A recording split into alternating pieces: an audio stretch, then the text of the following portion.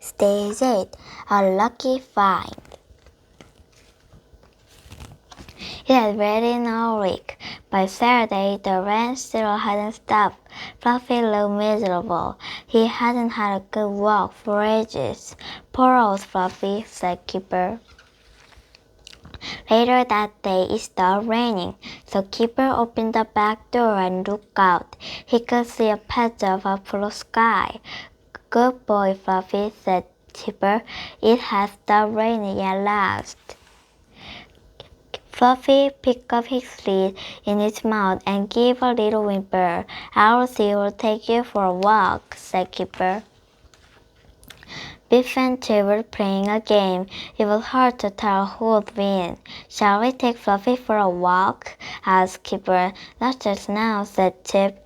Biff and I were locking camp pad. Mom and Dad were putting the bookcase together. Can we take Fluffy for a walk? Pleaded Keeper. He hadn't had one for ages. We can, said Mom. Not at the moment. Let him into the garden for now. Just then, Keeper's friend Lee came to the door. Do you want to come to my house and play? Asked Lee. Grandpa Chan had made some fortune cookies. Sorry, Fluffy, said Keeper. No work for you at the moment. The boys loved Grandpa's fortune cookies. Keeper broke one open and pulled out a tiny slip of paper from inside. It said, kind deeds are like seeds. Plant them often. I'd like to take Fluffy for a walk, said Keeper. That would be a kind deed. Well, Button needs a walk too, said Lee. Can we take both dogs out, Grandpa? That would be a kind deed. Grandpa said it was a good idea. The dogs can have a good run, he said. They went along a path that led to drop down. The boys loved going there, and so did the dogs. It had hops and bumps, and there were bushes to hide behind.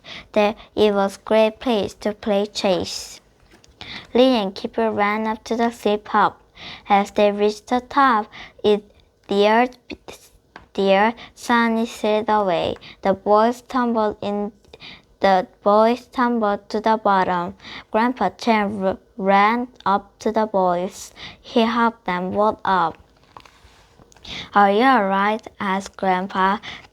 The ground slid away, said Lee. We are just a bit muddy, that's all. Keeper looked at the place where the ground had slipped away. A black object was sticking out of the earth. What's that, Grandpa Chan? He asked. Oh goodness, exclaimed Grandpa Chan. It may be dangerous. It looks like a very old explosive. It was probably jumping by World War II. We better get Will back, said Lee. Grandpa Chan pulled the police. Soon a police car ran up. Grandpa Chan took the police officer to the place where the ground had slipped away. It could be an explosive, said an officer. This is just for the expert, said another officer. Meanwhile, we must not take any chances. We have the tape off a large area.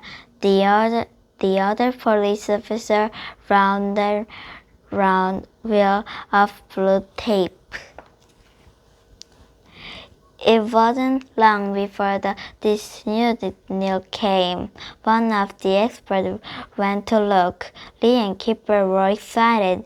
Wow, said Lee. Maybe we will see them explosive. The disposal expert came to talk. The disposal expert came to talk to the boys. He was greeting. It isn't a job for us after all, he said. I think it's some kind of pot, but it's very old. It's an artifact and it needs a history expert. The man went over the garden with metal detectors. There may be another artifact under the ground, one of them said. This could be an This could be an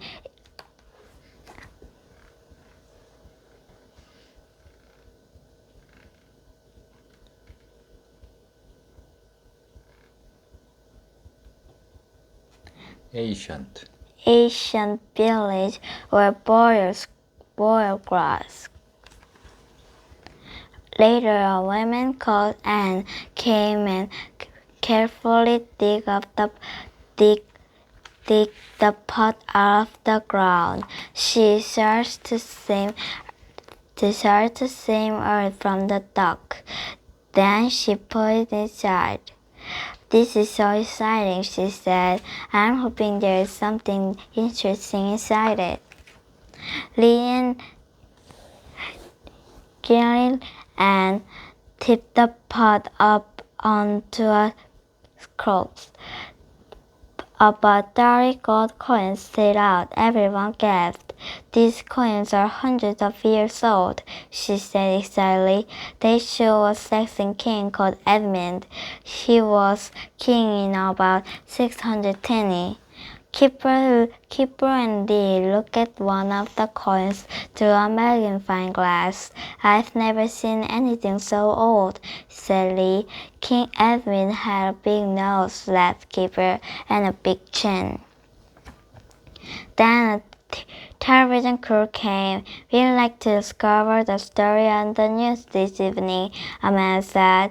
He looked at Lee and Keeper. "Now just tell us, how do you find the pot with all the gold coins in it?" Next, the crew spoke to Anne. "The boys and their grandfather did the right thing," she said. "There might be more things to find. This could be the site of a Saxon village here on Drop Down. This is very exciting." Back at home, Chip ran up to Keeper. "Guess what?" he said. "I am the winner. I beat Biff, but only just." "Well, you should have come with the walk with us," said Keeper. "It was fantastic." "We finished the bouquet," said Dad. "Do you have a nice walk?" asked Mom. Keeper was parting to tell everyone his news, but he didn't. "It was really interesting," he said. Then he turned on the television. Everyone gasped and the news came on. The reporter said 2 boys had found a Saxon artifact. Lee told the reporter how they had found it when the ground slipped away. "I wish we'd go on the walk now," said Biff. "It would have been better than playing a silly old computer game. Plus a good of fish," said Keeper.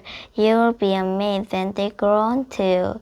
"What are you talking about?" asked Biff. There had been a Saxon village on Drop Down. The children went to see it and was there to show them around. It's exciting, said Anne. "It means we find there where the village was by digging." It don't look much like a village," said Chip. "It's just a lot of pins and tuffles." "Saxon houses were made of wood," said Anne.